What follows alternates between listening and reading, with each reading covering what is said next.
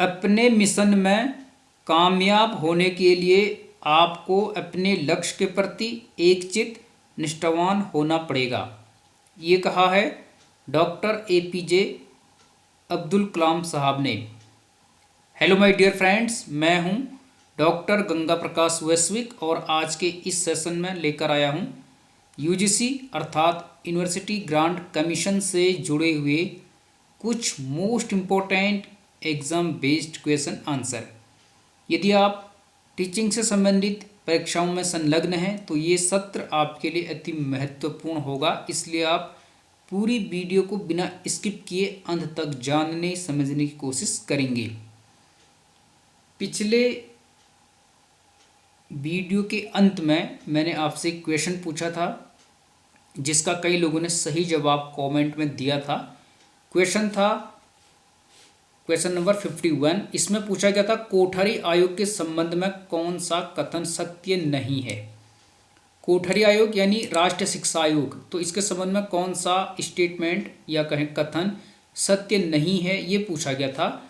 तो इसका जो सही उत्तर था वो था ऑप्शन नंबर डी। इस आयोग का प्रतिवेदन 4 खंडों में विभाजित है, ये गलत था। जबकि सही उत्तर था इस आयोग का प्रतिवेदन 3 खंडों में विभाजित है।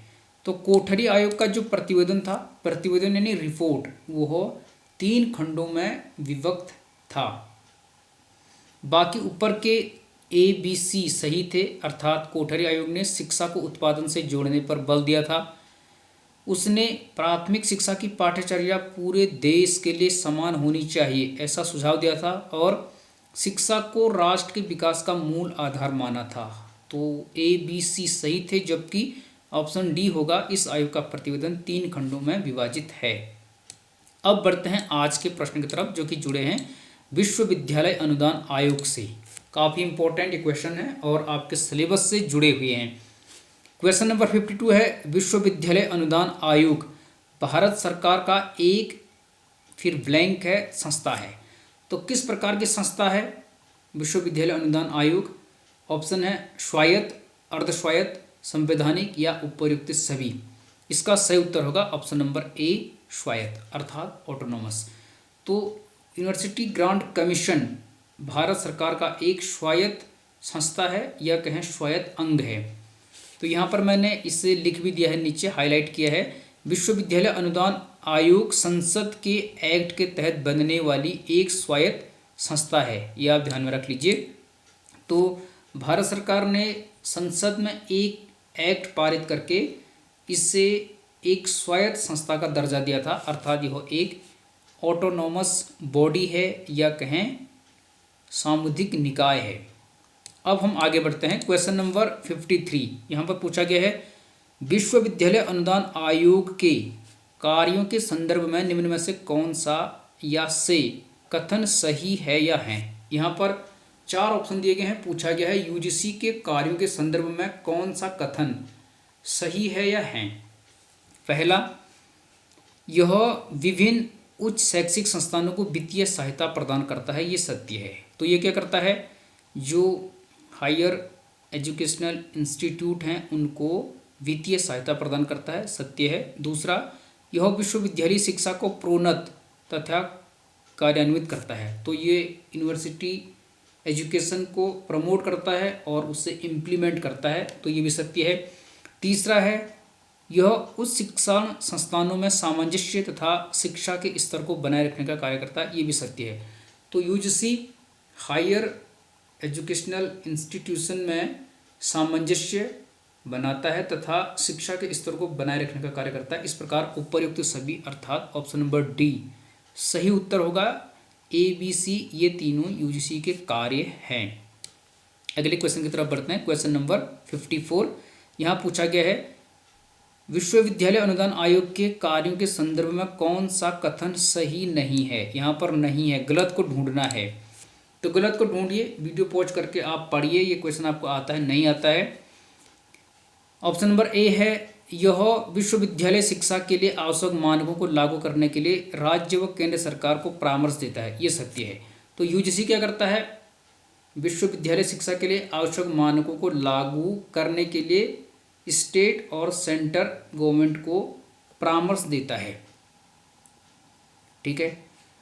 बी है उच्च शिक्षा संस्थानों, महाविद्यालयों तथा विश्वविद्यालयों तथा उनकी इकाइयों का मूल्यांकन तथा मापन करता है। ये गलत है। यूजीसी उच्च शिक्षा संस्थानों, महाविद्यालयों, विश्वविद्यालयों तथा उनकी इकाइयों का मूल्यांकन तथा मापन नहीं करता। ये काम है नेक का। नेक आपने सुना होगा, तो ये नेक करता है मूल्यांकन का कार्य, मापन का कार्य उच्च शिक्षा संस्थानों, महाविद्यालयों, विश्वविद्यालयों तथा उनकी इकाइयों का। सी, यह केंद्र राज्य सरकारों तथा उच्च शिक्षण संस्थानों के बीच की कड़ी का कार्य करता है। ये सत्य है। तो यूजीसी सेंटर, स्टेट और जो हायर एजुकेशनल इंस्टीट्यूट हैं उनके बीच की कड़ी का कार्य करता है, यानी उनके बीच एक सेतु का कार्य करता है। ये सत्य है। डी है, यह विश्वविद्यालयों में शिक्षण, प्रशिक्षण, माफ कीजिए, परीक्षा तथा शोध के स्तर को बनाए रखने का कार्य करता है। ये भी सत्य है।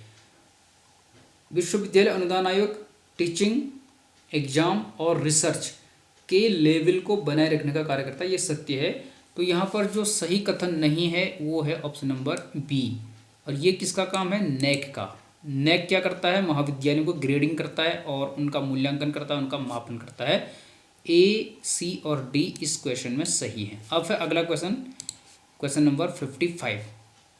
यहाँ पूछा गया है विश्वविद्यालय अनुदान आयोग की स्थापना कब की गई? तो विश्वविद्यालय अनुदान आयोग अर्थात यूजीसी की स्थापना कब की गई, ये यहाँ पर पूछा गया है। आप सही जवाब कमेंट में बता सकते हैं, तो बताइए। यदि आपको आता है तो आप बताने की कोशिश कीजिए। इसका सही उत्तर है ऑप्शन नंबर सी, 1953। 1953 में विश्वविद्यालय अनुदान आयोग की स्थापना की गई थी। उस समय तत्कालीन शिक्षा मंत्री थे मौलाना अबुल कलाम आज़ाद, उनके द्वारा इसका उद्घाटन किया गया था। और यदि डेट की बात करें तो 28 दिसंबर 1953, 28 दिसंबर 1953 को तत्कालीन शिक्षा मंत्री मौलाना अबुल कलाम आज़ाद द्वारा उद्घाटन किया गया था विश्वविद्यालय अनुदान आयोग का। तो विश्वविद्यालय अनुदान आयोग की स्थापना कब की गई थी? 1953। ये ध्यान में रख लीजिए, कई बार क्वेश्चन पूछ लिया जाता है। अब उसके बाद ये वाला क्वेश्चन काफ़ी इंपॉर्टेंट है, इसे समझने की कोशिश कीजिए। विश्वविद्यालय अनुदान आयोग को औपचारिक रूप से सामुदायिक निकाय अर्थात स्टैट्यूटरी बॉडी के रूप में कब स्थापित किया गया? तो यूजीसी क्या है? एक स्टैट्यूटरी बॉडी है अर्थात सामुदायिक निकाय है। तो इसे औपचारिक रूप से सामुदायिक निकाय के रूप में कब स्थापित किया गया? यहाँ पर उत्तर तो 1956 है, लेकिन आपको मंथ याद रखना है इसमें। तो इसका सही उत्तर है ऑप्शन नंबर डी है, नवंबर 1956। ये आप इसमें ध्यान रख लीजिए। तो नवंबर 1956 में विश्वविद्यालय अनुदान आयोग को औपचारिक रूप से सामुदायिक निकाय के रूप में स्थापित किया गया। नीचे यहाँ पर आप देख लीजिए, विश्वविद्यालय अनुदान आयोग को नवंबर 1956 में औपचारिक रूप से यूजीसी अधिनियम 1956 के द्वारा सामुदायिक निकाय अर्थात स्टैट्यूटरी बॉडी के रूप में स्थापित किया गया। तो यूजीसी को नवंबर 1956 में औपचारिक अर्थात ऑफिशियली रूप से यूनिवर्सिटी ग्रांट कमीशन एक्ट 1956 के द्वारा स्टैट्यूटरी बॉडी अर्थात सामुदायिक निकाय के रूप में स्थापित किया गया। तो स्थापना तो इसकी 28 दिसंबर 1953 को हुई थी, परंतु संसद द्वारा एक्ट पारित करके नवंबर 1956 में औपचारिक रूप से यूजीसी अधिनियम 1956 के द्वारा विश्वविद्यालय अनुदान आयोग को सामुदायिक निकाय के रूप में स्थापित किया गया। तो यह कैसा निकाय है? सामुदायिक निकाय। सामुदायिक निकाय मतलब जिसे संसद द्वारा कानून पारित करके स्थापित किया गया है। तो ये स्टैट्यूटरी बॉडी है और स्वायत्त संस्था है, ऑटोनोमस बॉडी है ये। समझ गए? तो इसका उत्तर है ऑप्शन नंबर डी, नवंबर 1956। अब है अगला क्वेश्चन, विश्वविद्यालय अनुदान आयोग के कितने क्षेत्रीय केंद्र हैं, रीजनल सेंटर हैं? तो इसका सही उत्तर है ऑप्शन नंबर बी, 6 केंद्रीय या कहें क्षेत्रीय केंद्र हैं इसके, रीजनल सेंटर हैं, या कई जगह क्षेत्रीय कार्यालय भी लिखा होगा। और ये यहाँ पर मैंने दिए हैं पुणे, हैदराबाद, कोलकाता, भोपाल, गुवाहाटी और बेंगलुरु। इन 6 जगहों विश्वविद्यालय अनुदान आयोग के क्षेत्रीय केंद्र स्थापित किए गए हैं। अब अगला क्वेश्चन, क्वेश्चन नंबर 58। यहाँ पर पूछा गया है विश्वविद्यालय अनुदान आयोग यूजीसी के संबंध में कौन सा से कथन सत्य है या है। यह देश का एकमात्र अनुदान प्रदाता अभिकरण है, ये सत्य है। विश्वविद्यालय अनुदान आयोग क्या है, देश का एकमात्र अनुदान प्रदाता अभिकरण है। तो ये ग्रांट देता है, ग्रांट देने वाली एक एजेंसी है, ये एक अभिकरण है।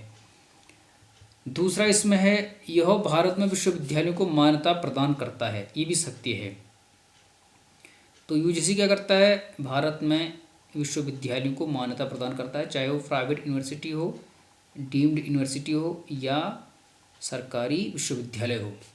तीसरा है यह देश में उच्चतर शिक्षा के मानकों का समन्वय, निर्धारण और उनका रख रखाव करता है, ये भी सत्य है। तो उपरोक्त सभी ऑप्शन नंबर डी इसका उत्तर होगा।